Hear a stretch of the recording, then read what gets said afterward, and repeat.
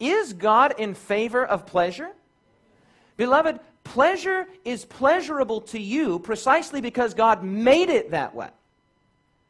God is the one who wired you for certain things to feel good and for certain things to be pleasurable to you. God's the one that wired you that way.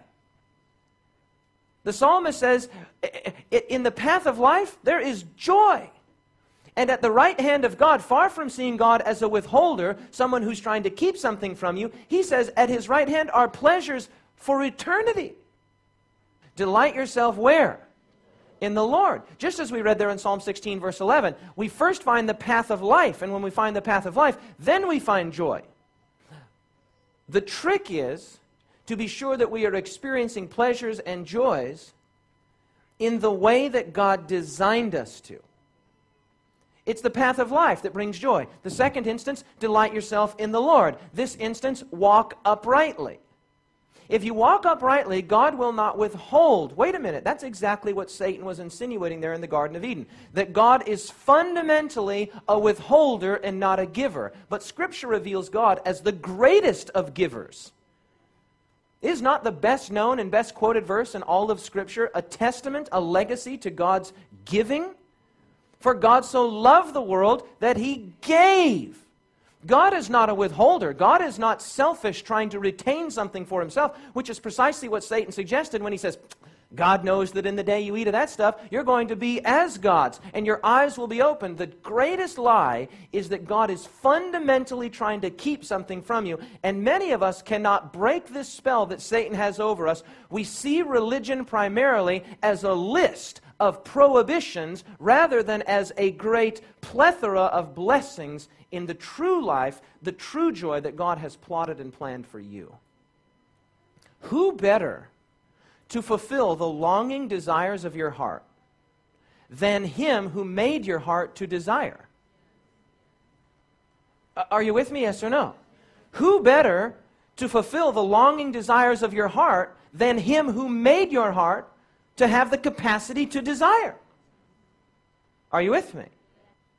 It is absolutely, totally, completely appropriate for you to want to love another person and to want to be loved by that person in a relational, intimate sense. But here's something I want you to think about. When Adam saw Eve, Eve was the only woman that Adam had ever seen. And therefore, Eve was Adam's standard for beauty.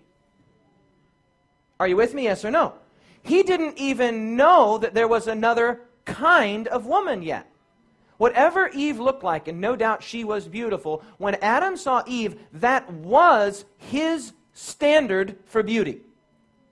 Are you with me, yes or no? You see, beloved, the lie of internet pornography and the lie of playing the field dating is that you can actually be satisfied by all of these different kinds of women and kinds of men. The reality is that even if you got the most beautiful girl in the world, you can just allow your mind to wander and you get the most beautiful woman. She has all of the features and figures and specifications that you would want. Beloved, in just a very short time, you'd be bored of that girl too. Because no one girl can be tall and short, black-haired and blonde-haired, big-chested and small-chested. No one girl can be Asian and black. No one girl can meet all of those things, and so too with men. You see, beloved, internet pornography creates the illusion that you can actually be satisfied, but you can't be satisfied. And it actually begins to create within you a dissatisfaction with the one that you do have or the one that you will get. Because she or he cannot be all of those things. He or she can only be the one thing that they are. And what that tells me is this. When God gives you your Eve, and when God gives you your Adam, that individual is the standard from your perspective of beauty. Adam's definition of beauty was Eve. And so it should be with us today. My definition of beauty is Violetta. Are you with me? And let me tell you something. It is far better to have a real person that really loves you than to have some internet illusion or some cultural dating illusion that you will actually eventually be satisfied when no single person could ever satisfy this veritable harem of people that you have access to online. You are setting yourself up to be totally, completely dissatisfied with any future relationship, even if he or she was the most perfect specimen that you could possibly imagine now, because after a time, you'd be bored of it. What is your standard of beauty? Don't allow your standard of beauty to be what the world tells you beautiful is. The world is consistently portrayed in Scripture as at enmity with God, as at war with God. Your standard for beauty should first of all not be primarily external. We'll get to that in just a little bit. Your standard for beauty will be the one that God gives you, and then, beloved, as far as you are concerned, many other daughters have done virtuously, but your wife excels them all. If you see that a guy's a looker, don't be interested. Because he'll look at you for now, but it's just a matter of time before he's disinterested in you and he's looking somewhere else. It is okay to love and to want to be loved. That is a legitimate desire. God has wired you that way. That's not dirty, that's not naughty, that's not unhealthy. It is absolutely, totally, completely natural to want to love and to want to be loved. And let's take it a step further. It's natural to want to have sex. That is the fullest manifestation of person-to-person relational intimacy that is available.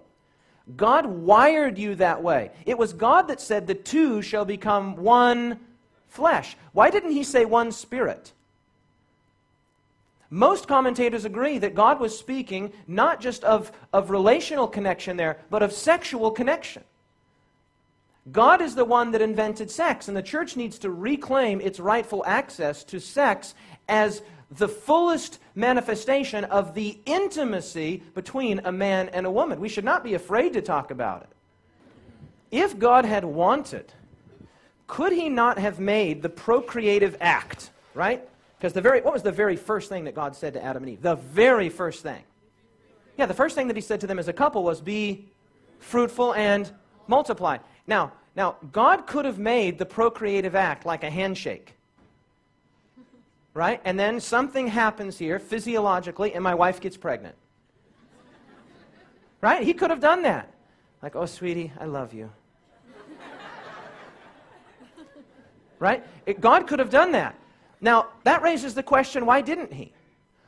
Why did God associate the tremendous pleasure and the tremendous joy and the tremendous intimacy that comes with sexual intercourse? Well, I suppose the answer is that God is in favor of sex. Now, many of us are unnecessarily inflaming our sexual desires because we're lookers, because we're looking at internet pornography, and because we're allowing our mind to run in unsanctified channels. So many of us need to learn how to reel our sexual desires in. But the foundational concept here is not a difficult one to grasp. Healthy sexual desire is designed by God and is a blessing for mankind.